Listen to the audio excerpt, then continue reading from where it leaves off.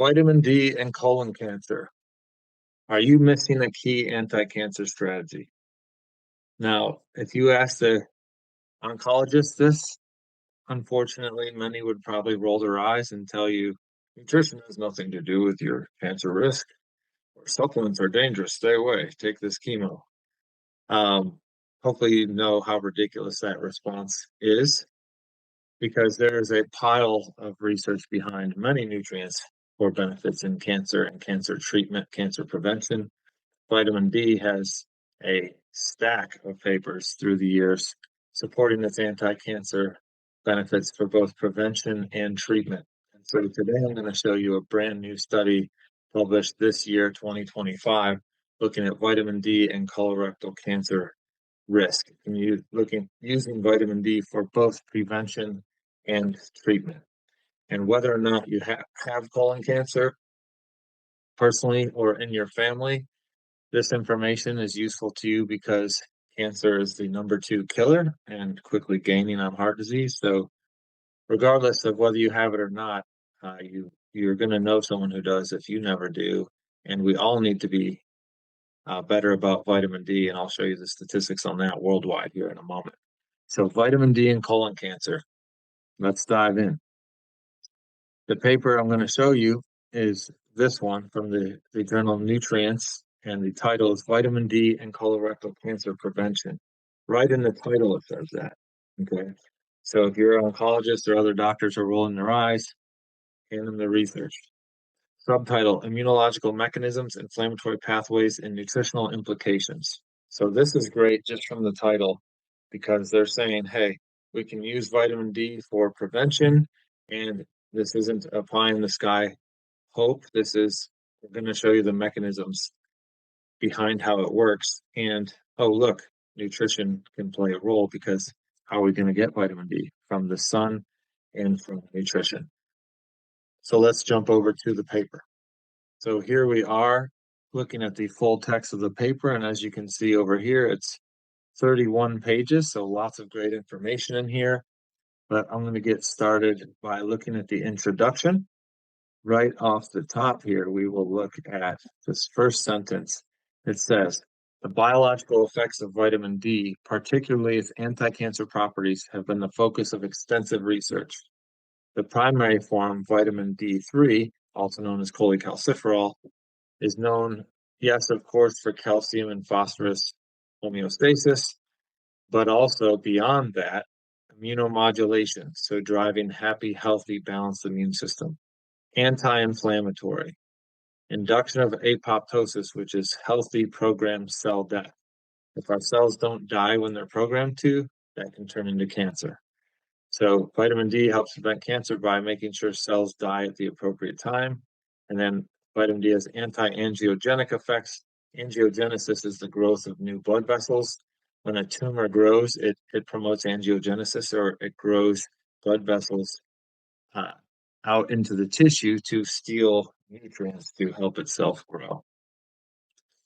There are two main forms of vitamin D, D2 and D3. D3, like we said, is the primary active form. Look at this. Although D2 contributes to vitamin D3, to vitamin D status, vitamin D2 is significantly less effective than D3, making D3 the preferred form. Why is that important? Well, A, because you want to know that, but B, because say you ran across a medical doctor that actually did acknowledge that your D was low and they wanted to give you some, oftentimes they give vitamin D2, which is called ergocalciferol, not cholecalciferol. And D2, as it says right here, significantly less effective. And there's some papers that actually say D2 raises your risk of death from all causes instead of lowering it. So humans, we want D3. D3 comes from animal-derived foods. So if you're a vegetarian out there, you need to be getting D3 from the sun and supplementing because you're not eating animal-derived foods. And even if you're not vegetarian, you need to be getting D3 from the sun and supplementing because there's not enough D in our food supply, and we'll show you that here in a little bit. And then D2 comes from plants and fungi. So the vegetarians might be getting it from plants, but again, significantly less effective than D3. We've made many videos on this channel showing that The skin can take vitamin D, or excuse me, can take the UVB light from the sun and make vitamin D through the process of the UVB light hitting 7-dehydrocholesterol in the skin and converting it to vitamin D. But depending on your skin tone, if you're using sunscreen, your age, and where you are on the planet, you might not be getting enough sun to sufficiently make that vitamin D. Check this out. During the winter months, especially at latitudes above the 35th parallel, sunlight exposure is insufficient for adequate production of vitamin D, necessitating supplementation. So anyone who says just get it from the sun, they don't understand, okay? 35th parallel, where is that? Well, that is from Santa Maria, California, over to Dallas, Texas, over to Memphis, Mississippi, to uh, Fayetteville, North Carolina. Okay. So if you are north of Fayetteville, North Carolina, Dallas, Texas, Santa Maria, California, you are not getting enough sunlight, especially in the winter months. Okay. So almost everybody in the US is north of that line. So if you think the sun is enough, especially in the winter, it's not going to be good. You're not getting it. Okay. And this goes along with other research on vitamin D and multiple sclerosis. And the farther north you go above 35th parallel, the more multiple sclerosis there is, just like the less vitamin D there is. So you need to be supplementing, as we've talked about many times. Vitamin D exerts genomic or genetic effects and non-genetic effects. I'm not going to read all of this because there's plenty of info down here, and I'd encourage you to download this if you want to know that. But know that vitamin D controls over 2,500 genes. So if you don't have sufficient vitamin D, you can be healthy because you're not expressing genetic function properly. Vitamin D is a global health concern. We're going to see that. Okay, so let's go look at that right now. Prevalence of vitamin D deficiency. Vitamin D deficiency is one of the most widespread nutritional and health concerns today, posing a global public health challenge. It is estimated that 30 to 50% of the globe is deficient in vitamin D. Well, there's estimated 8 billion people on the planet, so up to 4 billion of them are deficient in vitamin D. So again, if you say, oh, it's not me, yeah, it probably is. 1 in 2 people are deficient. So it's probably you, okay? And it's probably me. And most of us live above that 35th parallel or have dark pigmented skin, which decreases vitamin D production out in the sun, or have social or cultural practices that cover up the skin, like think of Muslim women, right? Head to toe. So there's many factors that are preventing us from getting the vitamin D that we need. And that's repeated here. Certain populations are particularly vulnerable, urban populations where air pollution and dense infrastructure limit sunlight exposure. Elderly are more susceptible. A, they can't move around and get outside as much. B, their ability to make vitamin D through skin exposure may decline with age.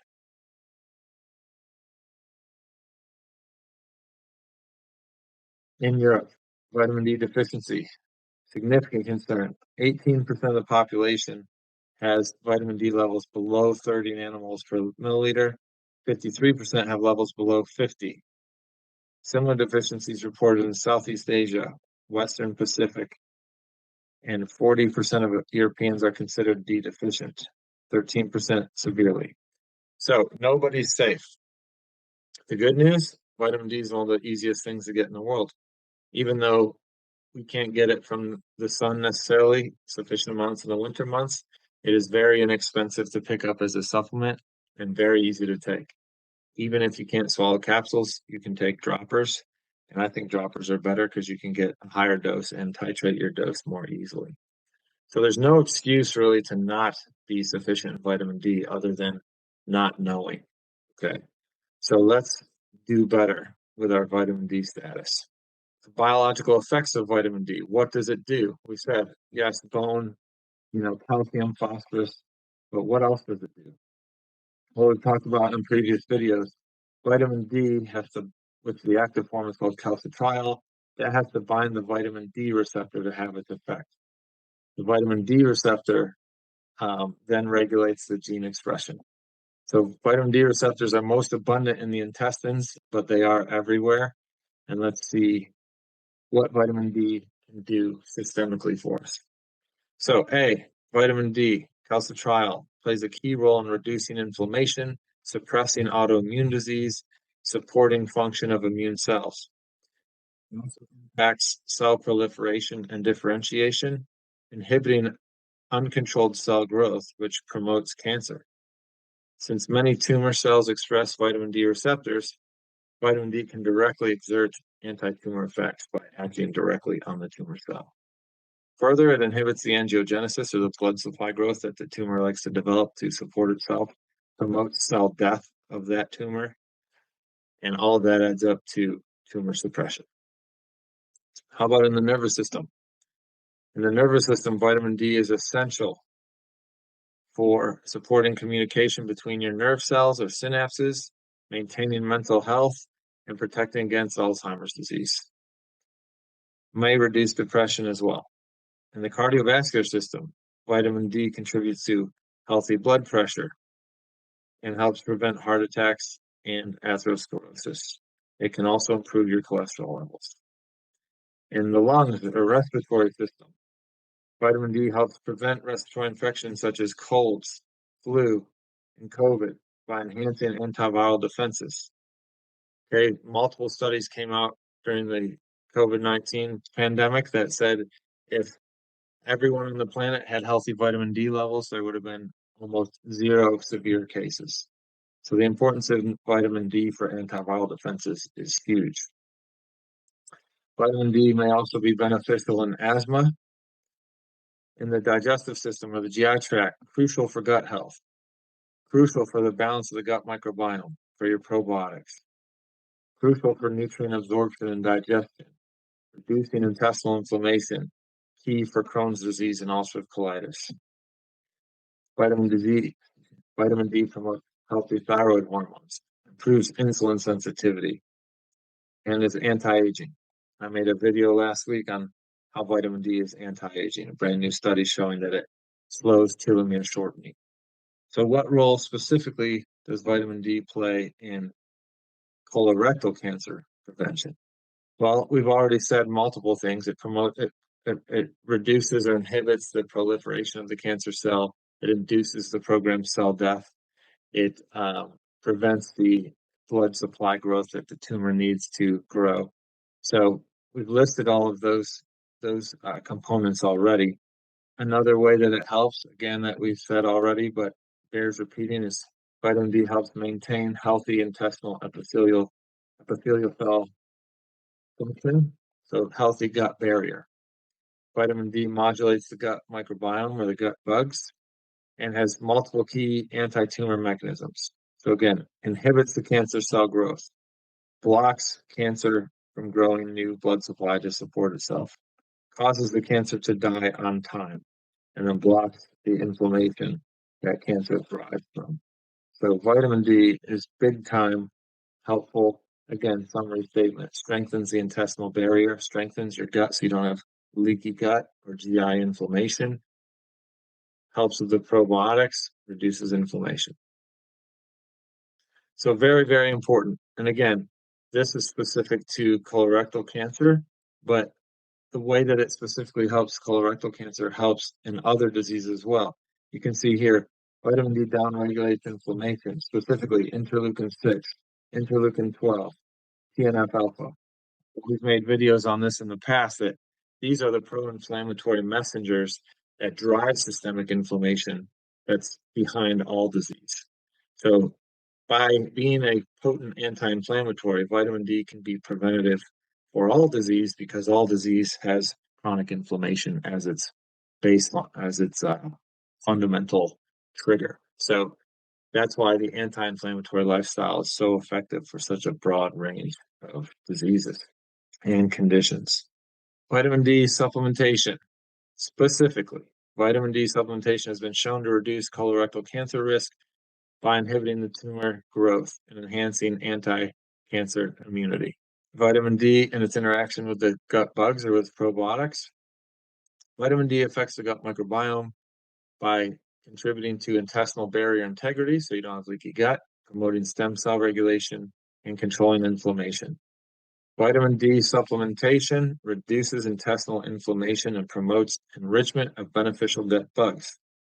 You want to have better gut bugs? Look at this. 12 weeks of supplementing. Vitamin D, 4,000 IUs a day. Found that in healthy adults, vitamin D supplementation specifically significantly improved bifidobacterium and these other types of good bugs while reducing fecal bacterium and prevotella. So swinging your gut microbiome towards a healthy anti-colon cancer phenotype.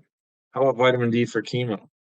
Vitamin D may also exhibit synergistic effects when combined with chemo. So look, the purpose of this video isn't to say forget chemotherapy and radiation and all mainstream cancer care, take vitamin D. No, it's, hey, in addition to standard of care, are there adjunctive therapies that could help the patients more? So if vitamin D could be added, which is cheap, safe, and effective, and if that reduces inflammation, reduces chemotoxicity, well, that could help the patient, A, kill their cancer like we've listed all the ways already, but B, go through, what if it didn't do anything on the cancer, but it helped the patient make it through the treatment with better quality of life? That would be worth it itself. If you lose less weight, lose less hair, have less fatigue, have less pain, can function better, and be a better mom, dad, family member, spouse, loved one while you're going through it, that's worth it in and of itself. So again, it's cheap, easy, safe, should be part of standard of care.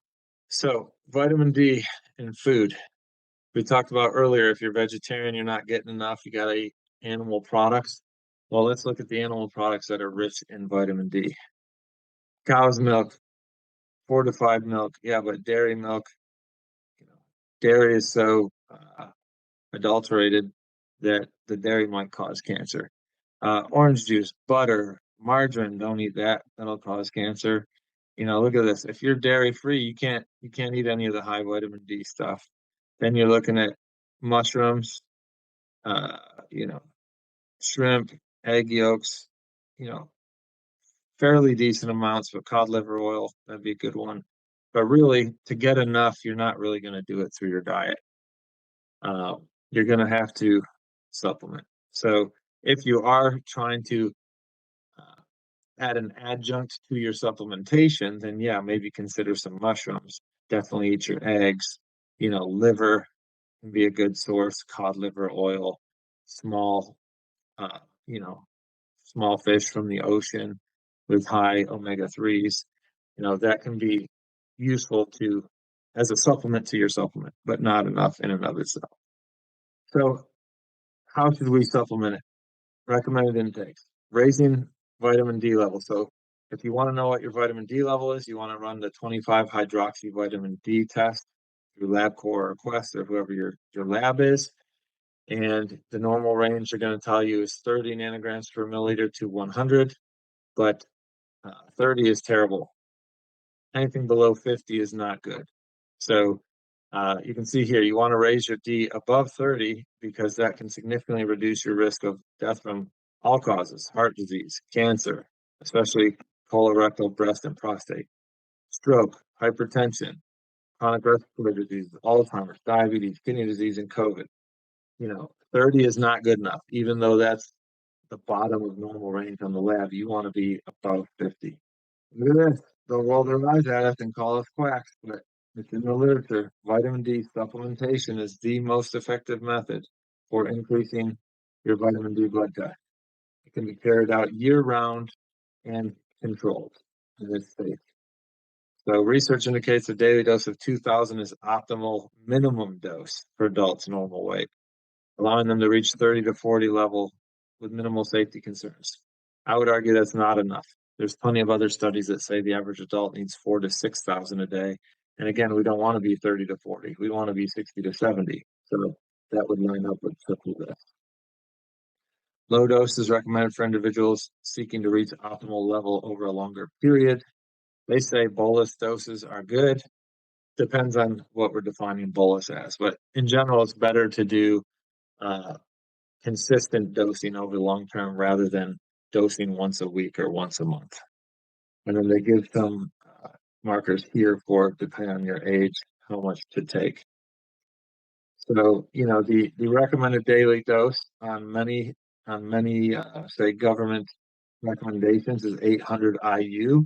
You can see this paper is showing 800 IU is barely enough for children, let alone high-risk children or adults. Adults, we should be doing 4,000 plus a day, and the best way to do it would be to get your own blood test to know where you at, and then you can tweak the dose based on what your specific result is. So tons of great information in this excellent paper. The authors conclude with, in summary, vitamin D plays a crucial role in both colorectal cancer prevention and treatment. It influences cancer cell proliferation, inflammation, cell death mechanisms, and sirtuins. Maintaining optimal vitamin D levels can help reduce colon cancer risk and improve treatment outcomes. So I hope this has piqued your interest in vitamin D. Again, this is just the latest paper published on this. There are piles and piles on the PubMed.gov website where you can spend years researching vitamin D. The take home is that it is safe, it is cheap, and it is effective, and half the planet needs it, if not more. So your doctors will poo-poo it, or Big Pharma will poo-poo it because it's exactly that, cheap, safe, effective, and natural, and they can't patent a natural product, so they lose money if you're healthy doing something natural and cheap. But look beyond that, follow the money and see that's why they're telling you not to do it, and look at their science that says you absolutely should do it. And ideally get your blood tested so you know where you're at and you have a target to shoot for.